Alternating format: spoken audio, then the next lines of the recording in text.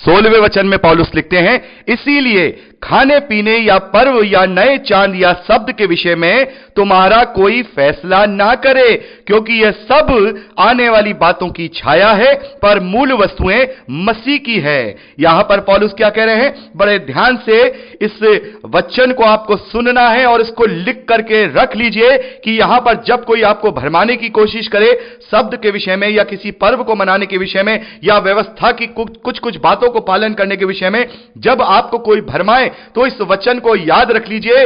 कुलुसियों की पत्री 2 अध्याय 16वां वचन, इसको आप लिख लीजिए। यहां पौलुस कह रहे हैं, इसलिए खाने पीने या पर्व या नए चांद या शब्द के विषय में तुम्हारा कोई फैसला ना करे, क्योंकि ये सब आने वाली बातों की छाया है, पर मूल वस्तुएं मसीह की हैं। हालेलुया। वहां पर लोग उनका फैसला कर रहे थे, लोग उनको दोष लगा रहे थे कि तुम पर्व नहीं मानते हो, तुम सबका दिन नहीं मानते हो, तुम नए चांद को नहीं मानते हो, तुम ये नहीं करते हो, तुम खतना नहीं कराते हो। तो यहां पौलुस कह रहे हैं, इसीलिए क्योंकि प्रभु यीशु मसीह ने हमें उन विधियों को जो हमारे विरोध में थी उन्हें मिटा डाला, उन्हें क्रूस पर कीलों से जड़ के हमारे सामने से हटा दिया है। पौलुस यहां पर कह रहे हैं, ये सारी चीजों के लिए तुम्हारा कोई फैसला ना करे, क्योंकि यहां पर 17वें वचन में लिखा है, यह सब आने वाली बातों की छाया है, पर मूल वस्तुएं मसीह की हैं। ये सारी वस्तुएं, ये खाना पीना, पर्व मनाना, नए चांद को मनाना, शब्द के दिन को मनाना या खतना कराना, ये सारी चीजें उस आने वाले की छाया है, ये मूल चीजें नहीं है। मूल तो सब कुछ प्रभु यीशु मसीह की हैं, मूल वस्तुएं प्रभु यीशु की हैं। जैसा कि हम देखते हैं, जो यरूशलेम का मंदिर था प्रभु यीशु मसीह के समय में, मत्ती के सुसमाचार 24वें अध्याय में हमने देखा, प्रभु ने एक वहां उसके लिए भविष्यवाणी की कि इस मंदिर को क्या देख रहे हो, इस मंदिर की एक ईंट से ईंट भी नहीं बाकी रहेगी, यह ढहा दिया जाएगा। और हम देखते हैं प्रभु यीशु मसीह ने जब क्रूस पर अपने प्राण छोड़े तो मंदिर का जो पर्दा था वो 2 फाड़ हो गया, क्योंकि अब किसी छाया की जरूरत नहीं है, किसी भी छाया की जरूरत नहीं है। मूल वस्तुएं प्रभु यीशु मसीह में हमें परिपूर्ण करती हैं। अब हमें उस वेदी की जरूरत नहीं है, हमें उस मंदिर की जरूरत नहीं है, हमें अब नए चांद को मनाने की जरूरत नहीं है, अब हमें सब्त के दिन को फॉलो करने की जरूरत नहीं है, क्योंकि ये सारी चीजें, ये सब छाया थी, एक प्रतिरूप था जो कि मूसा को दिया गया था। और इस बात को पौलुस ने इब्रानियों की पत्री में 8वें वचन में 8वें अध्याय में इस बात को क्लियर किया है।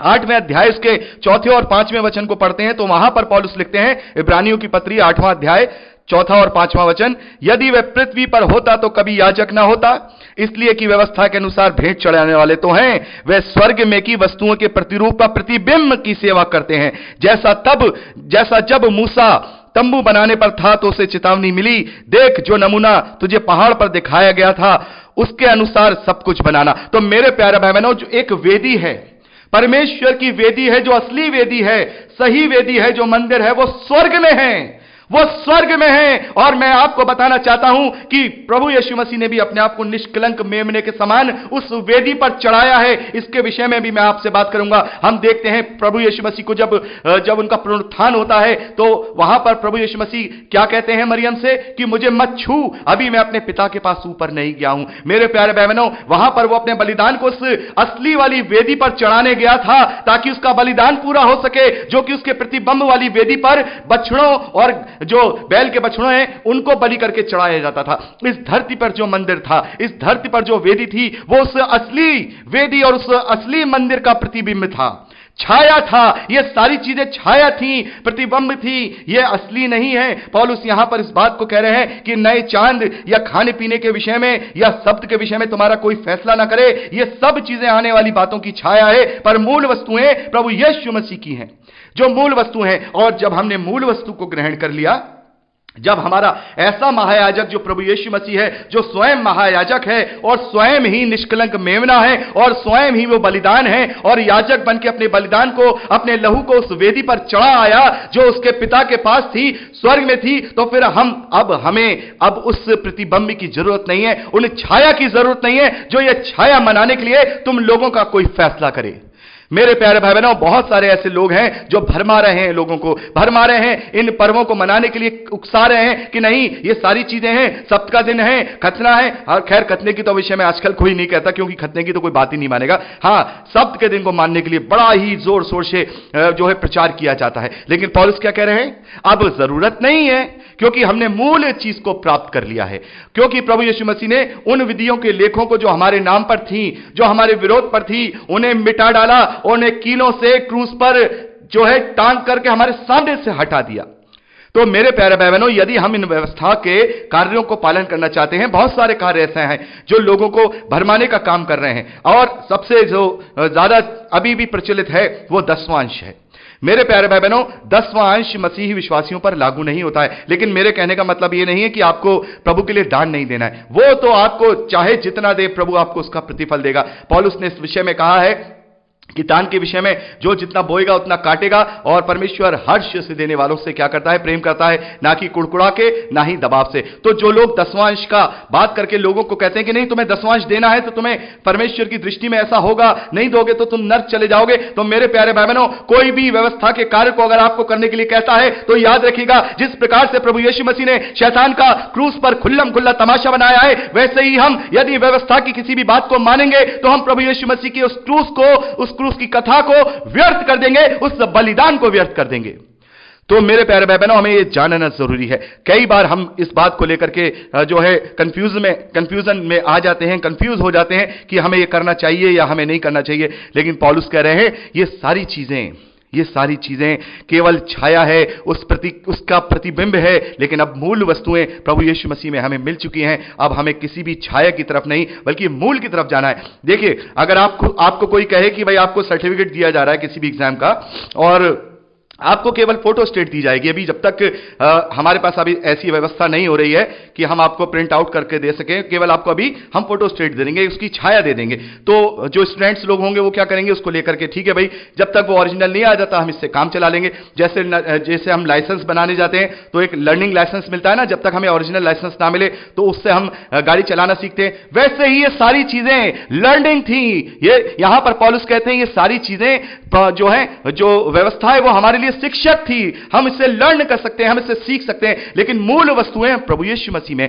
लेकिन जब मेन सर्टिफिकेट हमें मिल जाता है तो फिर हम छाया का क्या करते हैं? छाया हमारे किसी काम की नहीं रहती। जब हमारे पास असली ओरिजिनल लाइसेंस आ जाता है तो फिर क्या हम लर्निंग लाइसेंस लेके घूमते हैं या फिर असली लाइसेंस लेके घूमते हैं? मेरे प्यारे भाई बहनों, जब हमारे पास असली लाइसेंस है तो फिर हम क्यों लर्निंग लाइसेंस लेके घूमें? यहां पर पौलुस यही बात हमें समझा रहे हैं। ये सारी आने वाली चीजों की छाया था, लेकिन ये सारी चीजें प्रभु यीशु मसीह में, सारी वस्तुएं, मूल वस्तुएं प्रभु यीशु मसीह की हैं। 18वें वचन में पौलुस कहते हैं, कोई मनुष्य आत्महीनता और स्वर्गदूतों की पूजा करके तुम्हें दौड़ के प्रतिफल से वंचित ना करे। ऐसा मनुष्य देखी हुई बातों पर मन लगाए रखता है और अपनी शारीरिक समझ पर व्यर्थ भूलता है, और उस शेरोमणि को पकड़े नहीं रहता जिसकी सारी देह जोड़ों और पट्टों के द्वारा पालन पोषण पाकर एक साथ गठकर परमेश्वर की ओर बढ़ती जाती है। तो यहां पर पौलुस कह रहे हैं कि जो लोग इनकी तरफ जाते हैं या जो लोग इनकी तरफ तुम्हें ले जाना चाहते हैं, वो उस शेरोमणि प्रभु यीशु मसीह के साथ अपनी जड़ को नहीं बढ़ा रहे हैं, बल्कि उस छाया की तरफ जा रहे हैं, वो मूल वस्तुओं की तरफ नहीं जा रहे हैं। तो तुम्हारा इन बातों को लेकर के कोई भी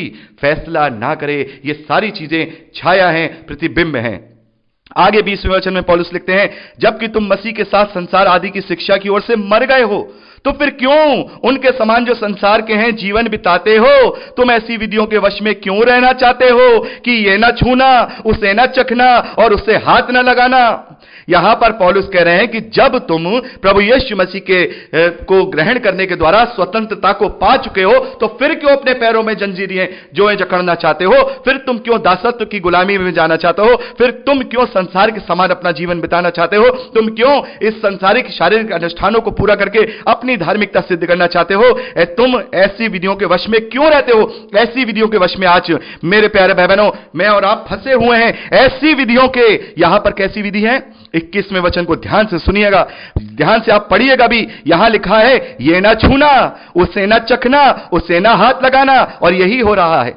बहुत सारे मेरे भाई बहन ऐसे हैं मसीह जो बाइबल अध्ययन कर रहे हैं, वो सवाल अक्सर करते हैं कि ब्रदर हमें ये करना चाहिए, नहीं करना चाहिए, हमें ये छूना चाहिए, हमें छूना नहीं चाहिए, हमें खाना चाहिए कि हमें नहीं खाना चाहिए, हमें पीना चाहिए, हमें नहीं पीना चाहिए। पौलुस कह रहे हैं इन सबसे ऊपर निकल आओ, तुम पवित्र आत्मा की अधीनता में हो, तुम्हारे अंदर परमेश्वर का आत्मा वास करता है, ऐसी विधियों के वश में क्यों रहते हो? तुम तो पवित्र आत्मा के वश में रहो। ये क्यों कहते हो कि ये मत छुओ, वो मत चखो, उससे मत हाथ लगाओ? 22वें वचन में पौलुस कहते हैं ये सब वस्तुएं काम में लाते लाते नष्ट हो जाएंगी। ये सारी चीजें, सबका दिन मनाते मनाते नष्ट हो जाओगे, सारी चीजें मनाते मनाते नष्ट हो जाओगे, विधियों के जो पालन है उन्हें करते करते नष्ट हो जाओगे, इन्हीं में तुम्हारा सारा समय निकल जाएगा। अपनी आत्मिक सेवा कब करोगे? अपनी आत्मिक सेवा कब करोगे? यहां पर पौलुस कह रहे हैं ये न छूना, उसे न चखना, उसे न हाथ लगाना, ये सब वस्तुएं काम में लाते लाते नष्ट हो जाएंगी और तुम भी इनके साथ अपनी आत्मिकता को नष्ट कर लोगे, क्योंकि ये मनुष्यों की आज्ञाओं और शिक्षाओं के अनुसार है। हालेलुया! ये मनुष्यों की आज्ञाओं और शिक्षाओं के अनुसार है। हम देखते हैं तलाक के विषय में जब हम देखते हैं तो वहां पर जो शास्त्री फरीसी हैं वो प्रभु यीशु मसीह से सवाल करते हैं कि तलाक के विषय में तू क्या कहता है? तो प्रभु कहते हैं कि व्यभिचार को छोड़ तू अपनी कोई भी व्यक्ति अपनी पत्नी को त्यागपत्र नहीं दे सकता है। तो वहां पर उससे यह कहा जाता है तो फिर मूसा को यह आज्ञा क्यों दी गई थी? तो प्रभु यीशु मसीह ने क्या कहा? बड़े ध्यान से इस वचन को सुनिए, इस वचन की गहराई को सुनिए। प्रभु यीशु मसीह ने कहा तुम्हारे मनों की कठोरता के कारण यह आज्ञा दी गई थी, यानी कि यह परमेश्वर की आज्ञा नहीं थी, मनुष्यों के मनों की कठोरता के कारण यह उन्हें एक रियायत दे दी गई थी। हालेलुया! तो ये जो चीजें हैं जो हम देखते हैं जो व्यवस्था के अंदर हैं, उनमें बहुत सारी ऐसी भी चीजें हैं जो मनुष्यों के द्वारा दी गई, मनुष्यों के लिए दी गई, मनुष्यों को रियायत देने के लिए दी गई, क्योंकि उनके मन बहुत कठोर थे। लेकिन मसीही विश्वासियों के मन कठोर नहीं होते, क्योंकि मसीही विश्वासियों के हृदय में पवित्र आत्मा वास करता है और मसीही विश्वासियों को विश्वास करने के द्वारा पवित्र आत्मा बयाने में दिया जाता है।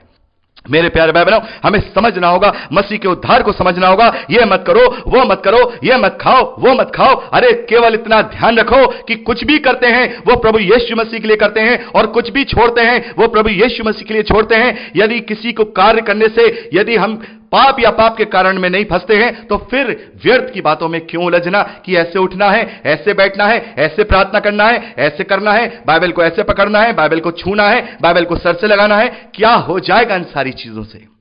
क्या हो जाएगा कि इसे मत छूना, उससे मत करना? ये सब बातें पूरा करते करते ये सारी चीजें भी अपने आप में नष्ट हो जाएंगी, और इनको पूरा करते करते तुम्हारी और मेरी और आपकी आत्मिकता भी नष्ट हो जाएगी। इसलिए क्योंकि ये आज्ञाएं मनुष्यों की शिक्षाओं के अनुसार हैं। जैसा एक उदाहरण मैंने आपको दिया ना तलाक के विषय में, प्रभु यीशु मसीह ने साफ कह दिया था कि परमेश्वर ने यह आज्ञा भी तुम्हारे मन की कठोरता के कारण दी थी कि तुम अपनी पत्नी का त्याग पत्र दे सकते हो। तो बहुत सारी चीजें व्यवस्था में ऐसी हैं जो मनुष्यों के समझ के अनुसार है, मनुष्य की आज्ञाओं और शिक्षाओं के अनुसार है। 23वें वचन में पौलुस लिखते हैं इन विधियों में अपनी इच्छा के अनुसार गढ़ी हुई भक्ति की रीति और आत्महीनता और शारीरिक योग अभ्यास के भाव से ज्ञान का नाम तो है, परंतु शारीरिक लालसाओं को रोकने में इनसे कुछ भी लाभ नहीं होता। हालेलुया! हम देखते हैं बहुत सारी शारीरिक योग अभ्यास अन्य जातियों में होती हैं। आसपास आप देखेंगे शारीरिक योग अभ्यास होते हैं। लोग उठते हैं, बैठते हैं, सजदा करते हैं, फिर खड़े हो जाते हैं, लोग पूजा करते हैं, बहुत परखम्मा वगैरह सब लगाते हैं, शारीरिक अभ्यास करते हैं। इन सब से शारीरिक अनुष्ठान तो पूरे हो सकते हैं, लेकिन पौलुस यहां पर कह रहे हैं लेकिन तुम अपनी शारीरिक लालसाओं को रोकने में इनसे कोई भी लाभ प्राप्त नहीं करोगे। अगर तुम इजराइल जाकर के पूरा सब कुछ देख आओगे, घूम आओगे, इससे तुम अपने आप को कैसे अपनी संसारिक अभिलाषाओं से रोकोगे? तुम कैसे इस तरीके से काम करोगे पूरे दिन? अगर प्रभु यीशु मसीह के लिए तुम कहोगे कि मैं पूरे शहर का मैं चक्कर लगाता रहूंगा, 4 चक्कर लगाऊंगा, उससे क्या हो जाएगा? जैसे अन्य जातियां करते हैं, सुबह सुबह नहाते हैं, धोते हैं, फिर सुबह शाम उठक बैठक करते हैं, कोई घंटे बजाते हैं, कोई तीर्थ यात्राओं पर जाते हैं। पौलुस कह रहे हैं इनसे क्या होगा? इनसे क्या होगा?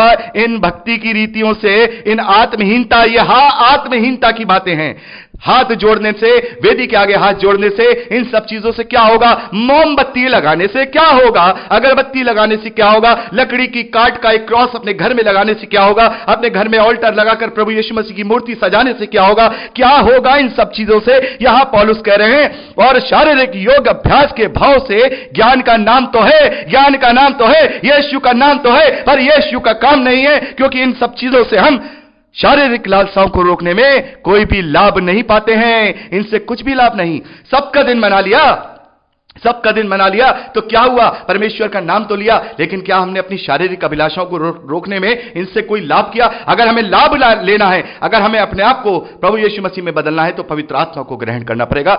उस मूल वस्तु को जो प्रभु यीशु मसीह जो शिरोमणि है, उसको ग्रहण करना पड़ेगा। यहां पर पौलुस कहते हैं कि जैसे तुमने प्रभु यीशु मसीह को प्रभु करके ग्रहण किया है, वैसे ही तुम उसमें चलते जाओ और उसमें जड़ पकड़ते हुए बढ़ते जाओ और अपने विश्वास में दृढ़ हो और अधिकाई से उसका धन्यवाद करते जाओ। तो यहां परमेश्वर का धन्यवाद है, हमने दूसरे अध्याय को कंप्लीट कर लिया है और अब हम परसों तीसरे अध्याय से आगे का अध्ययन शुरू करेंगे। प्रभु आपको बहुत आयत की आशीष दे। Praise the lord. जय मसीह की।